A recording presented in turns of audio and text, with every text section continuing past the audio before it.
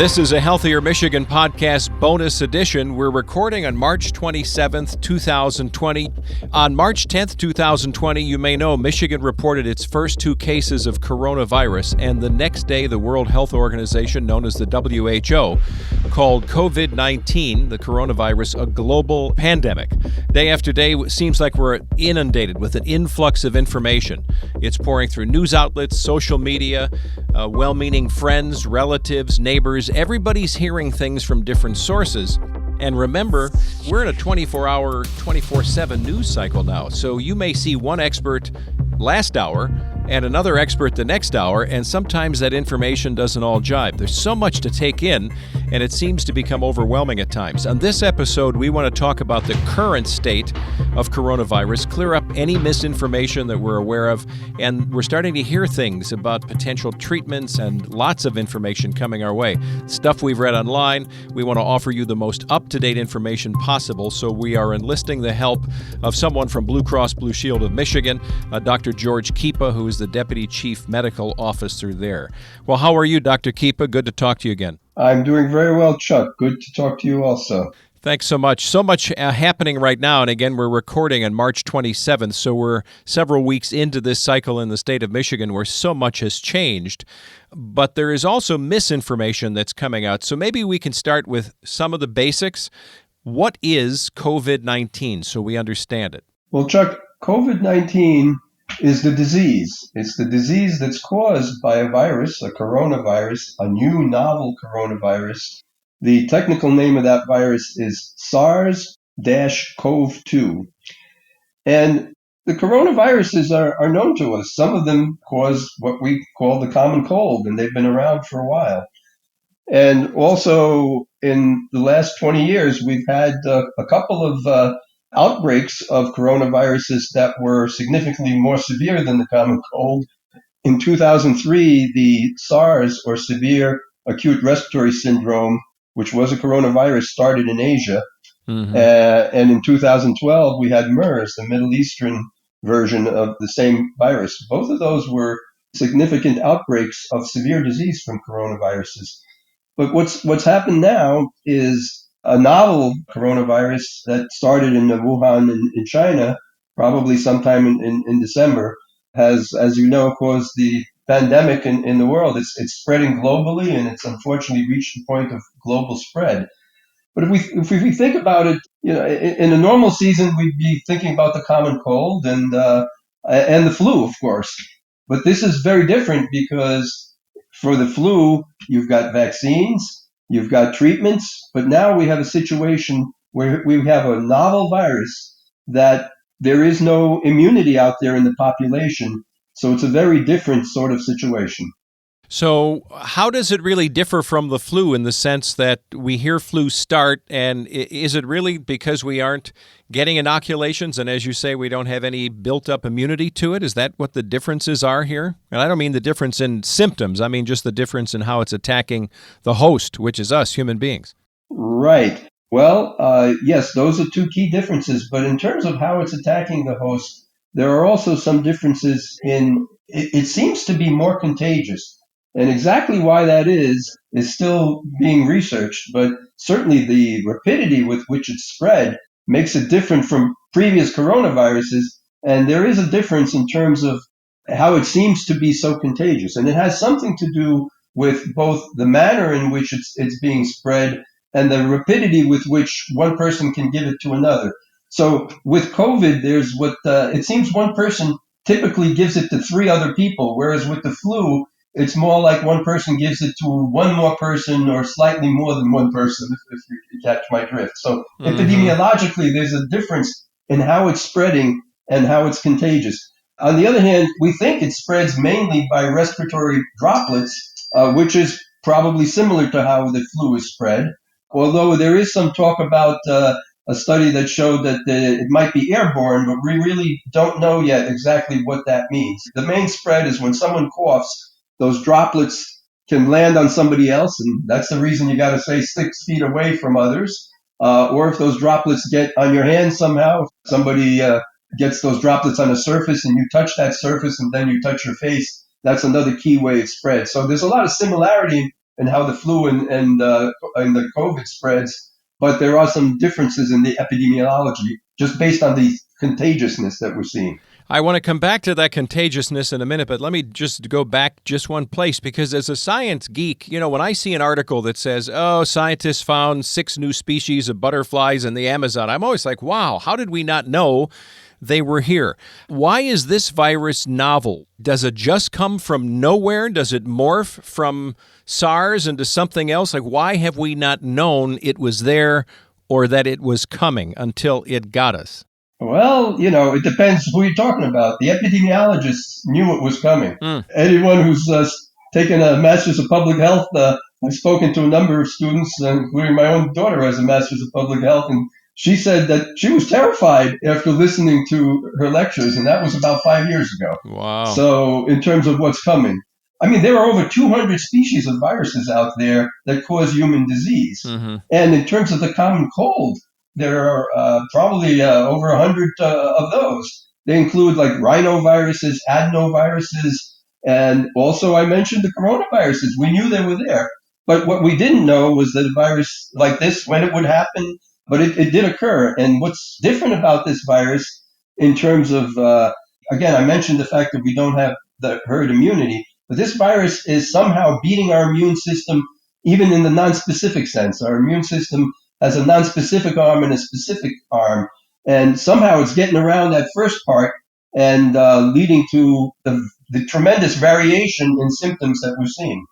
So as a precaution, we hear a lot of things. We see people walking around if they are going to the grocery store. Some are just walking in and they're, wiping off the cart with some kind of sanitary wipe. Some people are wearing gloves, masks. What is it that we should be doing? What is your advice about precautions we should be taking? Well, I would say this, given the fact that in Michigan there's community spread at this point, especially if you're in the high risk area, you should not be going out. You should be staying home. Mm-hmm. And for those essential activities for the healthy, well people out there, follow the social distancing recommendations. Definitely very important to watch what you're doing and think about what you're doing and know your risk. And as I said, if you're high risk, you have to take extra special precautions, but everyone needs to do all those things you've heard about. Wash your hands frequently, okay? Clean surface frequently. And if you're out there, think of what you're doing. If you're touching something or you've been out there, don't touch your face. And if you're out there and then you have available a hand sanitizer, use it. And in terms of common sense precautions, interestingly enough, we should have been doing this all along, even for the common cold in some respect. We should be thinking about what we're doing. And I got a feeling this will change social habits going forward. But those common sense things you've heard out there, repeated multiple times on all media that's coming through, listen to them and do them. Well, and you said something that's interesting, and I think it dawns on a lot of us. If we were not in our home, hunkered down, and we did have to go out for some essentials, we've got kids, we've got to get some groceries or something. If we saw a person cough for whatever reason, we'd run for the hills, right? So it tells me that this virus has got, if someone has coughed, if it got airborne and we're not near anybody, but yet it's still being picked up within a community, there's some kind of shelf life to this thing, that once someone breathes or coughs and that germ is out there.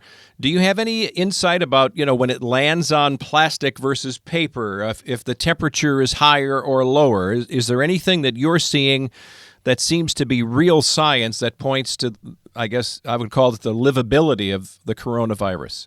Right. Well, the older research comes from what we know about the coronaviruses, as I mentioned, with SARS and MERS.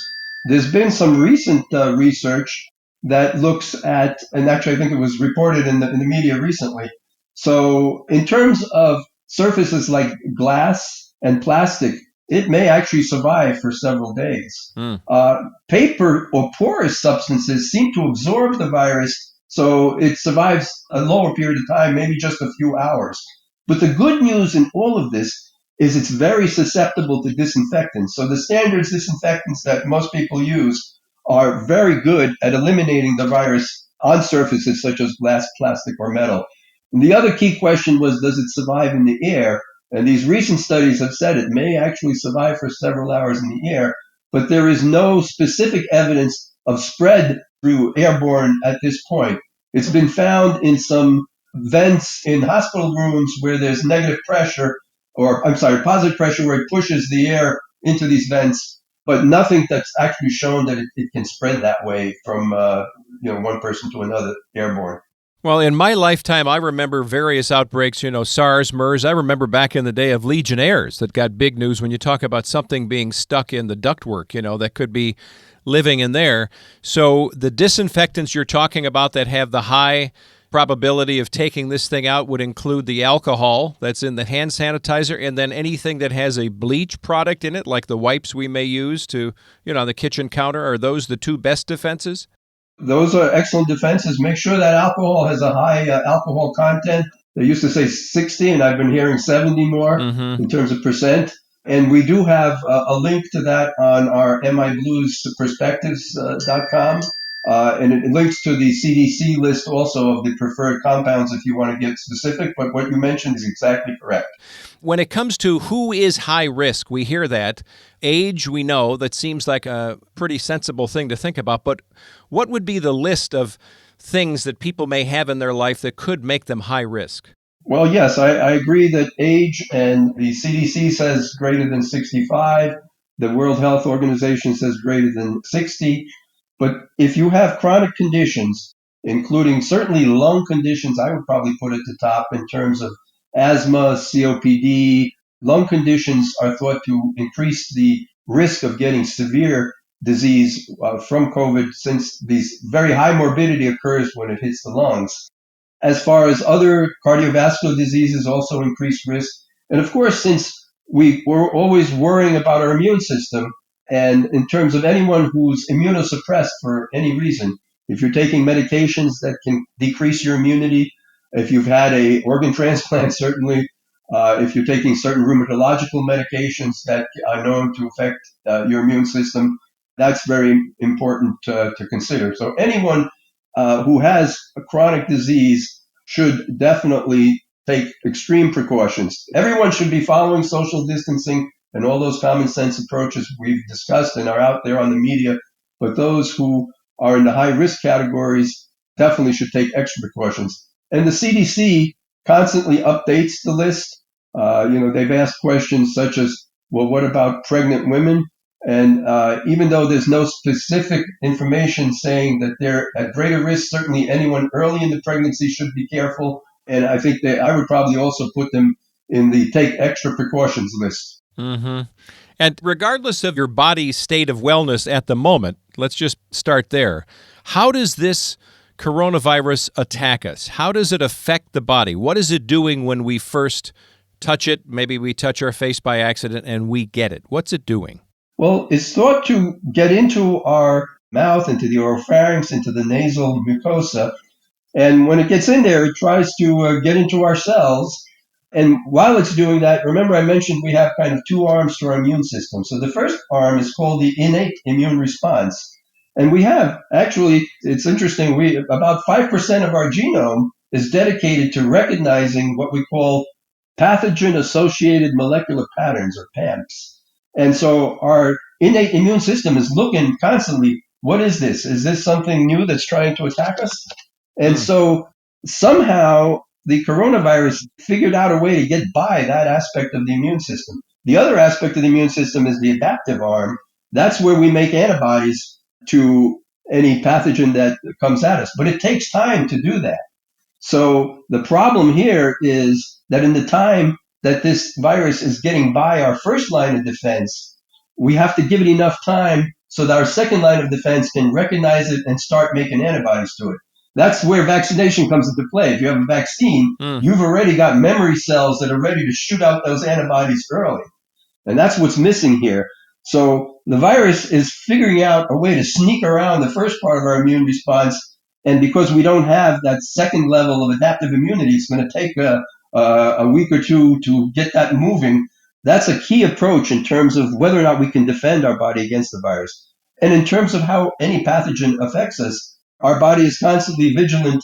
And when the first part of that immune response, it starts sending out cytokines to the rest of our body, or signals that say there's something going on let's send some of our defenses. So it sends certain kinds of white blood cells that sort of non-specifically try to attack. But this virus is getting around that piece. Is it getting around in everybody? Because we hear of folks that are getting mild symptoms, and we're hearing of people that are getting, severe symptoms. And you would expect that if you've got a pre-existing condition, you may be more severe, et cetera, and age, of course, is playing a role. Why is it that some of the cases are less severe or mild? Is it because that person's immune system is doing a better job? That's one of the great mysteries that this virus presents. And actually, that's also another difference between it and the flu.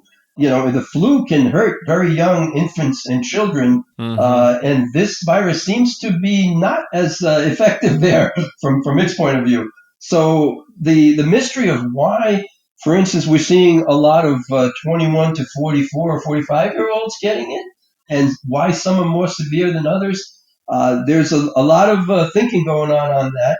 But I think there may be, and I mentioned that innate immune response and adaptive immune response, it may have something to do with both genetic and environmental influences on that first part of our immune response.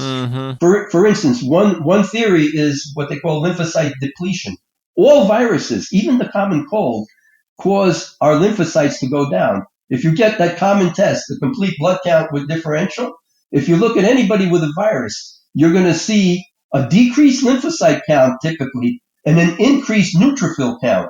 Neutrophils are the white blood cells that kind of non-specifically get in there and start attacking the virus, whereas the lymphocytes are the more specific arm, and they kind of bring in the neutrophils, so to speak. So it may have something to do with perhaps, again, genetic or environmental differences with that. And there may be other things that we'll learn about that help us to figure this out. So that's at sort of the start of it. And in terms of why some people are completely asymptomatic, it may be that there's a feature of their innate immune response that enables that arm to keep the virus from doing more than perhaps just sitting there and not doing much. Yeah. There's also something else in the lymphocyte depletion. It's thought that as you get older, your cells can only divide so many times. And that may be part of the reason why age plays a role. Well, and to be fair, if you have an autoimmune disease and you're aware of it, right? You've got lupus, you've got something else, you know that you're having issues with your immune system. But for the rest of us who are walking around every day, we're not quite sure. We've never tested to see, how is the oil filled to the brim? Do we have 8 quarts or 7 quarts, And so we don't know exactly what's going on if we've never had symptoms. So that's an intriguing thing about this question of mild versus severe in terms of how some of the cases are presenting. What are the symptoms that all of us should be looking for? I mean, the initial things that are happening. Because some of these cases we're seeing are so mild, someone may get a little cough or something, and within a day, they never even felt pokey. I mean, they were just going about their day, and they didn't even know they had it. But what are the symptoms we should all be mindful of for us and for the loved ones around us? That's a great question, because you've heard a lot about the fact that when you get fever, a dry cough, and if you add shortness of breath that's increasing, that those are kind of the big 3 symptoms associated with COVID. However, there's a great deal, again, of variation going on here. We already said that a lot of people can have it and have no symptoms at all. Maybe some will just have a little runny nose, a little bit of a scratchy throat. Maybe you feel tired and fatigued. One problem is, let's say you have a condition that does give you symptoms already. Let's say you have allergies and you're sneezing a lot. And so you're still at risk for getting COVID. So you could have sneezing as a symptom too. So there's a wide variation. So one role of the physician is to listen to your whole story, knowing your background history. That's why it's really good if you've had a primary care physician that really understands and communicates well with you and knows your history, that they'll be the best individuals that can help you sort things out. But certainly if you're, in terms of severity, if you're getting those 3 cardinal symptoms and increasing shortness of breath, that increases the level of suspicion. And I've also heard that shortness of breath is leading to a lower oxygen level within the blood, and that's been one of the tests, which is very simple, by putting the device, the oximeter on your finger, which a lot of us have had when we've been hospitalized or you're going for a checkup.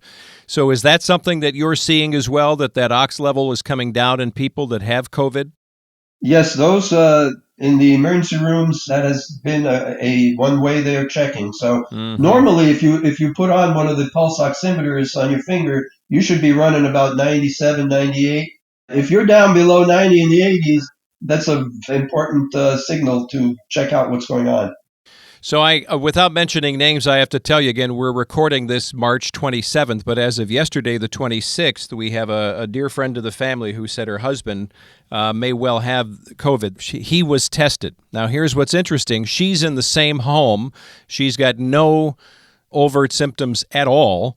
And because of the lack of tests available or the prioritizing, are not giving her a test yet, but telling her to quarantine. So we've heard of some of these situations as well.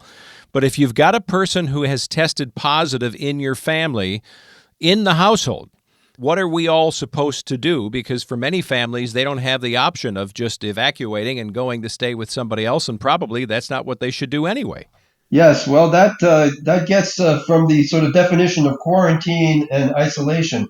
With quarantine, you should stay away from other people in your home, but when you're positive, you get someone with a positive test, they should be in isolation. That gets a little more tricky.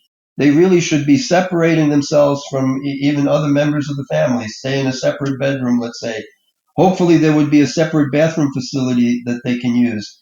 They shouldn't share utensils or any items such as that. You should very carefully disinfect any surfaces that they might touch. Hmm. So isolation means really you have to supercharge the social distancing that we've talked about. Yeah, that's a good way to look at it. And then when it comes to the actual, and again, as of this date, what are you hearing from your end of the funnel about the face masks, the plastic covers, the stuff that is needed by those brave men and women, the doctors and nursing staff and all the hospital staff serving on the front line? Is stuff getting in the pipeline like we hear it is, or are we still scratching for onesie twosies of masks and things like that? Well, when you think about it, the standard protocols require you to change your mask and change your gown when going from one patient to another. Hmm. That's basic infection control. And what I'm hearing is there's quite a bit of distress out there that there is not enough of the supply of these materials. So they're being used, they're not being changed. And I've even heard that some doctors and nurses are being issued a mask and told, you got to use this all day and then put it in a bag and go home and then bring it back the next day. So that's a little scary. Unfortunately, the tremendous increase in volume is such, even the deliveries that have been occurring, and I've talked to individual doctors who have not been able to get any supplies at all. And I talked to one surgeon who says that a patient whose life he saved came in and brought 24 masks to the practice. Apparently, he got them from an industrial source. So Wow. there are issues with the availability of personal protective equipment, especially because if you use it according to protocol, it gets used up very rapidly. And so some of those protocols are being relaxed. And in terms of infectious disease control, that's not a very good thing. So we definitely need improvement in how the supply pipeline is working for that. Well, one of the headlines I saw, I guess it was either yesterday or maybe it was just this morning, was talking about, as of this date again, March 27th, that the intent was now to focus on a tighter grid of county by county across America. Because, if you look at some of the states, and even within Michigan, some of the counties not affected, you may not need to be dropping 2,000 pallets of face masks in Montana if it's not an issue, right? So if that versus New York. And so I appreciate the idea that somehow somebody's thinking ahead to try to focus on resources instead of just a mass mail out to everybody, right? That would seem to make a lot of sense. Given the current situation, prioritization and using data to distribute correctly is extremely important, in my opinion. So let's just bring it home here to you're sitting at home, maybe you've been listening to this or you're sharing it with friends and family within your circle. And again, we encourage you to do that. You do not have to be a member of Blue Cross Blue Shield of Michigan to get this information, and go to mibluesperspectives.com for up-to-date information. What should you do? What are the decision-making factors, again, doctor, to decide that you should go to either see a doctor or go to the hospital? Well, I think there's several levels of that. And I'm going to bring it back to the fact that remember, the common cold is still out there. All those viruses we mentioned, Mm-hmm. aside from COVID or the SARS-CoV-2, they're out there. So if you're experiencing very mild symptoms and you just need to talk to someone, many places have a call a nurse, as does Blue Cross, but many, I think that's nationally established. Also, if you have a means of talking to your doctor by telehealth, Yeah. that's being increasingly utilized out there. So those would be good things. And I think sort of in terms of if things are getting serious, certainly anyone who is experiencing difficulty breathing or let's say chest pressure, some of the cardinal symptoms that something may be going wrong, if you have some bluishness around your mouth or something like that, you're short of breath, and if you are any change in your ability to, if you're confused, anything like that, those would all be emergencies. One key thing is if you're actually going somewhere, don't go to the emergency room if you have very mild symptoms and you wouldn't have done it before anyway, let's say. And if you're going anywhere, always call ahead. Now, if you have those emergency symptoms, that would be a reason to, for instance, severe trouble breathing, or if you think you're having a heart attack and that sort of thing, obviously you need to call 911, but also inform them of upper respiratory symptoms so they know what to be prepared for. So remember that it can still be something else that's doing it. So the worried well, so to speak, Yeah. there are many ways of getting information without putting an extra strain on our healthcare system. And then the other question is, let's say you're just having very mild symptoms and you want to be tested. In the best of all worlds, there should be a test available for you to do that. But right now, there is a shortage of testing out there in terms of materials for various reasons. It could involve the personal protective equipment, but it also seems to be involving the availability of testing resources. So that's why right now, those who are severely experiencing relatively severe symptoms, right now, those are the ones that are mainly being tested still, even though I hope that will change soon. Well, we do too. And as you, again, are hearing things from a different end of the funnel, you're in touch with information that's coming to you from people you know and trust and otherwise. You're seeing this across the world. We're hearing these bits of information. Quickly touch on for us the idea of the malaria drugs, this cocktail of a couple drugs that have been used for other purposes, maybe that somehow in different parts of the world, people are trying this and there seems to be some success. What are you hearing? Well, going back a little bit, the hydroxychloroquine or Plaquenil, the malaria drug, it's well known to be used for even prophylaxis or prevention when you're traveling somewhere where there's a high degree of malaria spread by mosquitoes. So it's a drug that's very well known to have anti-inflammatory properties. And actually, back in about 2003, there was a key article in Lancet that described the fact that this hydroxychloroquine, which is also being used right now by many patients for rheumatological and autoimmune conditions, let's say like lupus or systemic lupus erythematosus, a lot of people are relying on that right now. And back in 2003, that Lancet article said this is a great drug in terms of having anti-inflammatory and anti-pathogenic properties. And we may one day have to use this drug for a viral epidemic. So that was 17 years ago, and that was a widely circulated article in the medical literature. And so there's definitely a precedent for that. In China, they were trying the hydroxychloroquine and azithromycin in addition to various Chinese herbal medicines. And there are anecdotal reports on patients there that there was improvement using that. So there is information. There's a unpublished report that's circulating that describes 20 patients in great detail. The limitation of these studies is they're observational, but yet they do point to the fact that there may be some utility in these drugs. The key issue, though, is how good is this data? Mm-hmm. And as Dr. Fauci has pointed out, we need to be able to discriminate between observation and actual evidence-based scientific knowledge that the drug actually helps. That's the dilemma we're facing. And those kinds of studies are very difficult to do in a pandemic situation. Well, let me ask you this as we start to wrap things up. If I've had it, and I didn't even know I had it, or I did know I had COVID-19. Are the antibodies now in my system where I have resistance to the next exposure, like you were talking about with the flu, that we build up our antibodies? How will that work for the future, for the next go-round, if there is such a thing? Well, one way to kind of preface answering that question is, let me briefly describe the difference between two types of tests for COVID. The first one is the one we're doing now, which is the RT-PCR test. That's the reverse transcriptase polymerase chain reaction test that is highly specific to recognize the genetic material from the pathogen itself, from the COVID virus. So if you've got a positive test, you know you have it. The other kind of test looks for your antibodies. So I mentioned that two arms of the immune response. If you've had it and you're totally asymptomatic, the odds are that your system has had enough time to make the antibodies. It starts usually with IgM, then switches to IgG, but it varies in how that works. And so the question of how protective those antibodies are, first of all, those with little symptoms that have got through this probably have a kind of protection even at that preliminary stage that I mentioned before. And once they had the virus, if they and now have the antibodies that you could check with these tests, and I'm going to mention one other thing, the antibody test is not as sensitive and specific as the PCR test. Okay. So there's some variation and some limitation to that.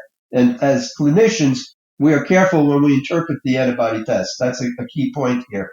The question of are these protective antibodies remains to be seen. Theoretically, they should be.